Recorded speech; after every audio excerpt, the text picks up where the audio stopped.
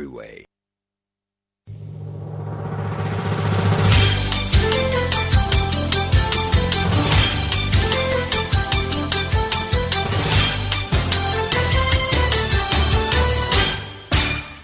Hashtag stop Galamsey now. Let the water flow. I will speak to him directly. President John Dramani Mahama. Yellow blood do.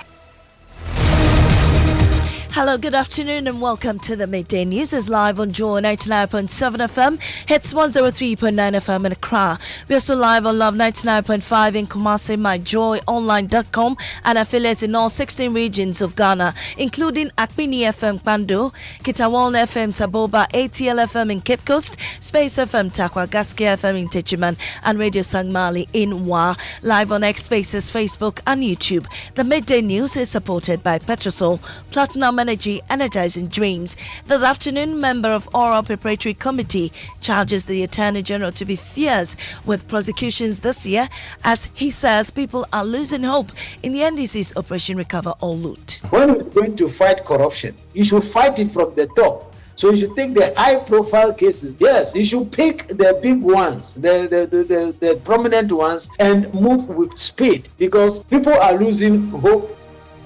Well, we have details from PM Express's special show looking at the year where the Association of Ghana Industry says government must sustain the significant economic gains. Then one could say, yes, we are quite optimistic about the business environment this year. Having said so, we are always cautious because for business people, it's about practicality of things. The biggest challenge we have is how do we sustain the gains we've made?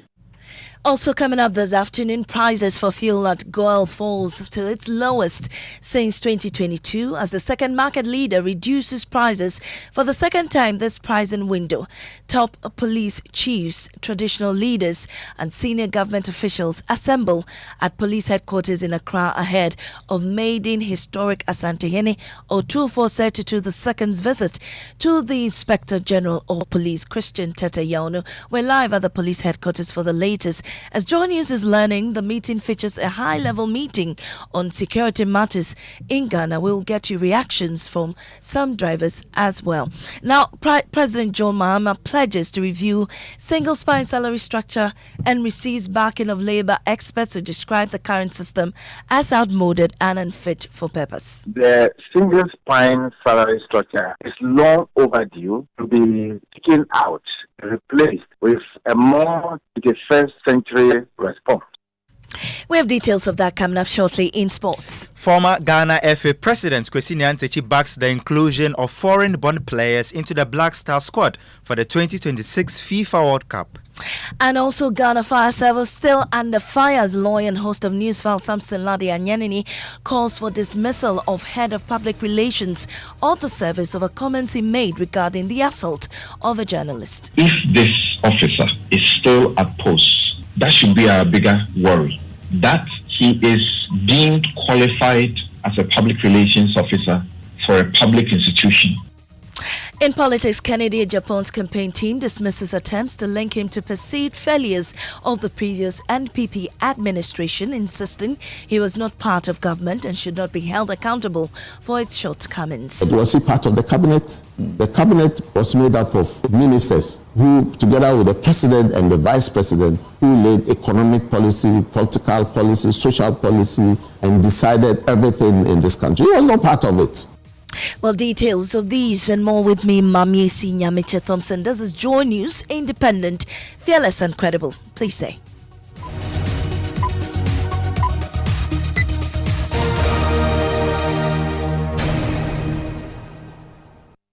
Let's get into the details now. A member of the Operation Recover All Loot team and a former Auditor General, Daniel Domelevo, has warned that Ghanaians are beginning to lose hope in the NDC government's ability to fully implement its acclaimed oral program. In the lead up to the 2024 election, the NDC promised it will recover every amount of public funds and property stolen. But in the first year of being in office, there's been less than 5 corruption prosecutions. On PM Express, Daniel Domelevo charged the Attorney General to bring back hope in government's oral drive. When we're going to fight corruption, you should fight it from the top. So you should take the high-profile cases, because in public financial management. So what do you expect from the AG this year? Yes, you should pick the big ones, the prominent ones, and move with speed, because people are losing hope, people are losing confidence, people think it's going to be business as usual, nothing is going to happen. So if it is possible, you should come out with different teams. Some of the issues, remember, I've said time and again, that they need to be audited. We can't just pick what is in our report and go to court. So you should give it out for several audits to be happening concurrently, investigations done concurrently, so that we can start telling people that this is progress we have done. And I think that will be good.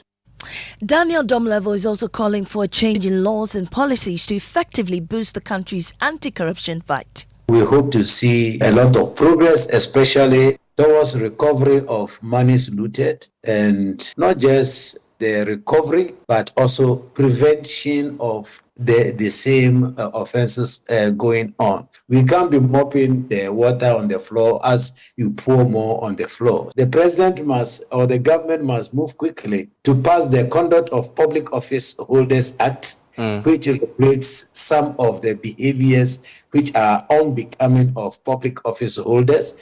We must quickly amend the Internal Audit Agency Act, make internal auditors independent of the spending officers, so that they can prevent the looting before it happens.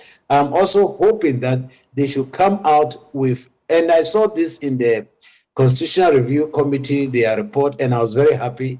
They should come out with the law on reverse betting. If Daniel earns 10,000 per month, at the end of the year, we can reasonably say his total is 120,000. But he has 2 million or 20 million in his bank account. He must explain to us how. Meanwhile, the Ghana Coalition Against Illegal Mining wants government to do more this year to fight galamsey. Engineer Ken Ashibe is convener of the group. It is something that is eating us up right from the middle. We've done some work as a coalition, and the turbidity of water is still not looking too pretty. You see that the issues of NIMOS is doing quite well. But unfortunately, again, so when my senior brother, Dr. Domelevo, talks about a limitation on how long it takes to try, financial crimes, it's even worse when it comes to the issues of galamsey. On the economic front, though, the Association of Ghana Industries lauded government's efforts to stabilize the economy in 2025 and called for more work to sustain those gains. Listen to Seth Chumakwabwa, CEO of AGI. I think for industry, we are quite hopeful that this year is going to be good, judging from the performance last year. You remember around 2022 to 2024, we had this economic crisis. Inflation was as high as 50%. Today it's dropped to about 6.3%. Not just a single digit, but way below the normal expectation. So that is quite significant. Our foreign reserves, we ended the year with about 5 months or so import cover. And there are all kinds of positive projections as per the budget. I think that if you base it on the performance last year and the projections that we've had in the budget, the tax reforms and all the plans that government has put in place, then one could say, yes, we are quite optimistic about the business environment this year. But having said so, we are always cautious because for business people, it's about practicality of things. The biggest challenge we have is how do we sustain the gains we've made? And not that we are doubting the capacity of government to sustain the gain, but we are cautious because we've seen that several times where we've made good gains and then the slightest hits on the economy through the foreign, environment, then it affects us. To the University of Ghana now, the governor of the Bank of Ghana, Johnson Esiama, says the central bank is working closely with the Gold Board and the Ministry of Finance to convene a focused policy workshop to further examine how the domestic gold purchase program can be refined in line with international best practices. At the 77th Annual New Year School at the University of Ghana, the governor noted that the domestic gold purchase program was introduced at a moment of acute vulnerability. He said just as As against the stabilization objective, the GGPP has played a vital role in that. It is also important to be candid that this stability came at a cost since it was set up. It's no longer a concept, it is operational. It is embedded within our macroeconomic framework and has reshaped how Ghana captures value from its gold resources while strengthening external barriers. The relevant question is therefore not whether gold board should exist, but how it should be governed, how it should be refined, how it should be sustained, and to do so with the national interest. As you will remember, the domestic gold purchase program was introduced at a moment of acute vulnerability, and this was when foreign exchange markets became thin and confidence was fragile. Its purpose was clear, and this was to strengthen reserves, stabilize the currency, and create space for macroeconomic recovery by leveraging Ghana's own natural endowment. Well, let's go live now to the University of Ghana and speak to Presidential Affairs correspondent Maxwell Agbagba joining us on the phone lines now. Maxwell, what more are you picking up? So speaking now is the guest speaker, the keynote speaker, Mr. Yamson and Associates. He just mounted the platform and he's presenting a speech. President Mahama is also expected to speak later. Well, we've had a lot of messages coming from some of the partners of the New Year School. We've had the boss of the NPA, Ebiji Kujotamaklo, speaking, and he says that government is committed to ensuring fair pricing of petroleum products as part of efforts to protect consumers and also promote economic stability. He also talked about the establishment of a steering committee to ensure the proper implementation of the government's 24-hour economy agenda in the petroleum sector, in the downstream sector. And he says that steering committee has also started work. So as it stands now, the guest speaker, Ishmael Yamson, is speaking. President Mahama is also expected to speak later. But we have the education minister, we have the BOG governor, like we just heard, we have the UG vice chancellor, we have the chairperson of University of Ghana Council, Marietta Drew, also present here, and a lot of key dignitaries present here at the 77th Annual New Year School, Maame Esi.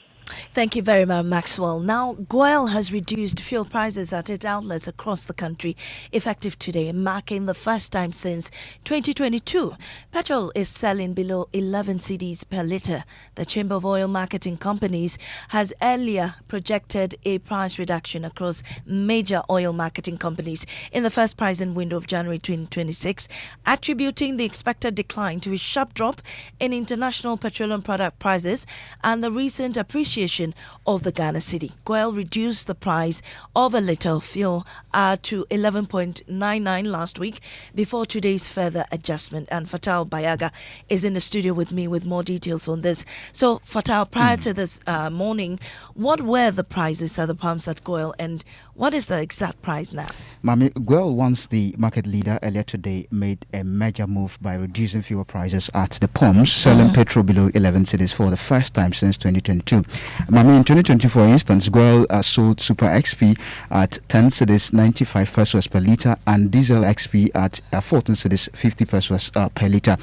Before today, Maame, GOIL was selling petrol Super XP at 11 cedis 99 pesos per litre, Diesel XP at 12 cedis 94 pesos per litre, and Super XP 95 at 14 cedis 95 pesos per litre.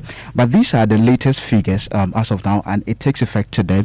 Petrol XP now goes for 10 cedis 99 pesos per litre, right. Diesel XP at 11 cedis 96 pesos per litre, and Super XP 95 at 13 cedis 97 pesos per litre. Well, Bayaga, but barely hours after this announcement by GOIL, Star Oil also announced even steeper reductions. What's the rate there too? Exactly, Maame. Just a few hours after GOIL's announcement, market leader Star Oil also reduced or released new prices undercutting those of GOIL. Star Oil is now selling petrol super for 10 cedis 56 pesos per litre, diesel at 11 cedis 56 pesos per litre, and super 95 at 12 cedis 96 pesos per litre. Right, thank you very much, Bayaga. Meanwhile, some drivers in Accra have been reacting to this reduction. Take a listen. That I think it would depend on the pump where you go. Me, for some time now, mostly this is where I buy my fuel, and anytime I check the gauge and it's okay for me. So I think with that one, because some of the pumps are cheating us, some of the pumps are just ripping people off. So I think it depends on where you buy your fuel. Yeah, I think it's good for the country. It's good for the drivers, at least for commuters and for the people who are doing business. Yeah, it will also help me a lot, at least due to the price reduction. At least I have a few changes that I can save and put down, and I hope that it continues. We are hoping for a bigger, better special year this year. Oh, actually, I remember when they were reducing. Now, Chrome has also more in there. And just had the automatic structure adjustment. I will be a year abandoned reducing and now abandoned a wabot. Joining us now is Executive Secretary of the Chamber of Petroleum Consumers, COPEC, Duncan Amwa. Grateful for your time this afternoon. Well, GOIL has reduced twice in the same pricing window its prices of fuel. What could be accounting for this? Good afternoon. One of the very, promising moments as far as deregulation is concerned is what you would term as price wars, where you have one oil marketing company compete with the other to be able to drive volumes or traffic to its forecourt. And I do think sincerely that Star Oil is like one of those brands that you never saw coming. They've stayed true to pricing for consumers all this while. We received notification this morning that GOIL had done almost 2 Ghana cedis reduction on petrol, and equally 1 Ghana on RON 95, another 1 or 2 Ghana on diesel. Only for us to see in an hour or two that Star Oil, which was already lower, trading at 10.89, GOIL came in at 10.99, decided to go down further to 10.56. Some additional 30 pesos per litre also delivered. It is one of those days you gain confidence as a Ghanaian that indeed the market is not doing what you would have initially termed as catalyzation, where they meet in the room and agree, let's go and charge Ghanaian 10 cedis or 50 cedis per litre. So there's price differentiation, there's price wars happening now. Right. And I am happy that GOIL, which used to be the number one, which has been displaced by Star Oil, is suddenly waking up to that reality that the consumer is choosing pricing, is choosing quality products, and is choosing brands that seem sensitive to them. I pray that they sustain this. Again, Maame Esi, the likes of Shell, Total, who are still pricing way higher, should take a cue. The consumer is really price sensitive at this point, and I will not be surprised if volumes of some of those OMCs who are still charging higher should shrink for this current window or month that we happen to find ourselves. It is very good news for the Ghanaian consumer. Right, thank you very much. Duncan Amwa is with COPEC. Now to the police headquarters. Top security couples, traditional leaders and government officials are gathered there to receive His Royal Majesty Otumfuo Osei-Tutu II. This is the first occasion where any Asantehene has paid a courtesy call on the Inspector General of Police. The event marks a historic meeting between the traditional institution and the police service, where the Otumfuo travels to meet the IGP. Let's cross over now to my colleague James Aveji, who's there right now to give us updates on what's happening. James, has the Otumfuo arrived yet? Yes, Mami, the Asante Otumfuo Osei-Tutu has just arrived at the police headquarters in about some 2 minutes ago. What is happening here as we speak is the Otumfuo himself inspecting a guard of honor that has been arranged to honor his visit here at the police headquarters. That is what we are experiencing now.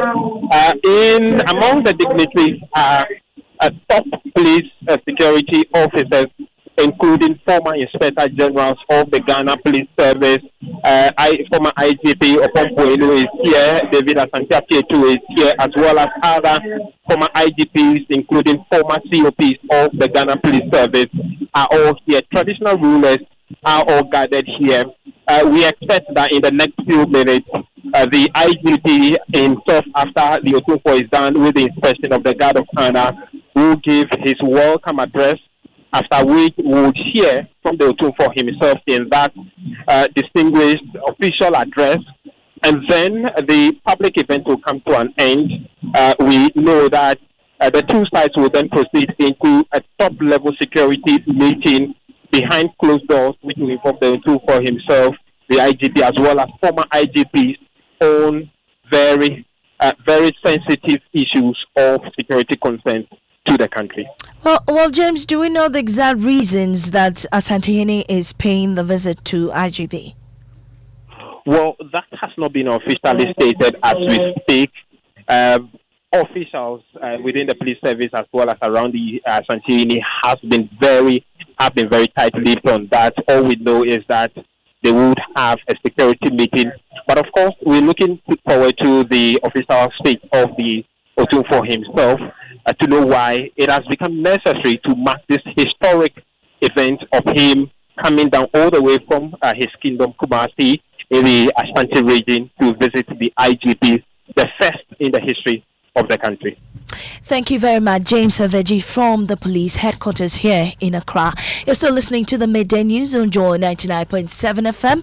We'll take a break, return, and there's more news. Ghana Fire Service continues to come under fire as lawyer and host of Newsfile, Samson Nayenini, calls for dismissal of head of public relations of the service over comments he made regarding the assault of a journalist. If this officer is still at post, that should be our bigger worry.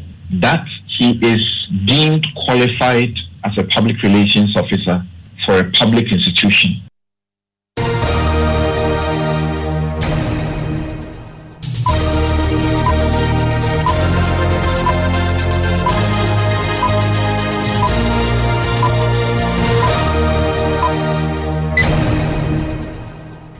Welcome back to the Midday News. Mubarak is here with sports. Thank you very much, Maame Esi. Former Ghana FA President Kwesi Nyamekye is urging the Black Stars technical team to put aside sentiment and hand collapse to deserving foreign-born players for the World Cup. Names like Edin Ketia and Callum Hudson-Odoi have resurfaced in discussions about possible collapse, despite not featuring in the qualifiers. Nyamekye believes their inclusion will not be out of place. The Black Stars is open to every Ghanaian who is eligible to play. If me at my age, I'm 57, at my age I can play and score, give me the chance. If a Ghanaian lives in Iceland and he can play and make sure we win our games, give him the chance. Some people become a bit sentimental and emotional. Oh, this guy, damn Ghana, and when this, for me, I am interested in people who can help us to achieve our results. So people like Edin Ketia or Hostin Odoi, let's take out the emotions and give them the chance. If the coach thinks that they can compete favorably and earn places in the team, that's what we should do. And before I go, Chelsea have announced Strasbourg manager Liam Rossignol as their new head coach. The Englishman arrives on a contract that runs until 2032. Back to you, Maame. Thank you, Mubarak. Now, Labour experts are backing government's plan to review the single spine salary structure, noting that the system has long failed to adequately compensate public workers and contribute effectively to national development. President Mahama, at the opening of the Ghana National Association of Teachers 54th National Delegate Congress and 7th Quadrennial Conference on Monday, January 6, indicated government's readiness to undertake the exercise to ensure improved remuneration, increased worker motivation, and enhanced productivity. This comes after petitions from the organized labor led by the Trades Union Congress for a full review of the program. Listen to President Mahama make the pledge. We are prepared to put together a working team to look at the whole pension reform and come up with some suggestions and see how we can improve it so that everybody is happy and feels secure going into retirement. The spine is very crooked now. Everybody is unhappy with the spine. And so, of course, TUC raised it with us and asked if we could look at the whole salary structure again. And I can say that we're very willing to do that so that we're able to remunerate people better so that they can give off their best in terms of what we ask them to do. Well, Labour consultant Austin Game is back in the review. The single spine salary structure is long overdue to be taken out, replaced with a more 21st century response, and to ensure that people are paid properly by contributing to the growth of their businesses and the economy of Ghana. The present one is not fit for purpose. It's long overdue to be taken out, and the president during his term of campaigning had said that he would prefer to set up an emolument commission to ensure that we have a structure that will accommodate everybody, including even the president himself. So I think that is a fair request by the unions and also the president's own response. The Ghana National Fire Service is still facing a public backlash nearly 14 hours after its officers allegedly assaulted a journalist with Class FM during the coverage of a fire incident at Kaswa. Private legal practitioner and host of Newsfile Samson Ayanini is calling for the dismissal of the head of public relations, DO2 Desmond Aka, over comments he made regarding the assault of a journalist by personnel of the service. If this officer is still at post, that should be our bigger worry. That he is deemed qualified as a public relations officer for a public institution, and in the full glare of the ocular proof of the assaults, the dastardly conduct of officers of the Ghana National Fire Service, he will say the things he says clearly shows that he's not fit to be in that office. So this morning, my expectation is to hear from the Ghana Fire Service if they want to show that they are very responsible, is to indict this officer, interdict him, and put him through discipline, and perhaps find some refresher course for him. Well, the executive director of the Media Foundation for West Africa, Suleiman Abrahima, says the assault undermines the reputation of the fire service. I don't think any professional institution would have its personnel conduct themselves in the manner that we all saw in the video, and then the entire institution, the establishment, coming out to speak and doing so in the way that the PRO had done yesterday. So for me, I think it is something that deeply undermines the reputation and the credibility of the Ghana National Fire Service. And I can only of it. Okay. The link between him and the failures or inadequacies of the previous regime are minimal or remotely indirect to me. And so he comes out as somebody who starts from a clean slate, comes as his own man with his policies that you can do. And not surprisingly, the Gen Zs, the youth, the disgruntled members of the MPP, and even people who are not members of the MPP relate or connect so well to Honorable Kennedy Japan. Okay. Kwesi Nyantakyi is a member of Kennedy Japan's campaign team, and that's how we wrap up this afternoon's edition of the Midday News here on Joe 99.7 FM. Up next is Living Word with Pastor Men.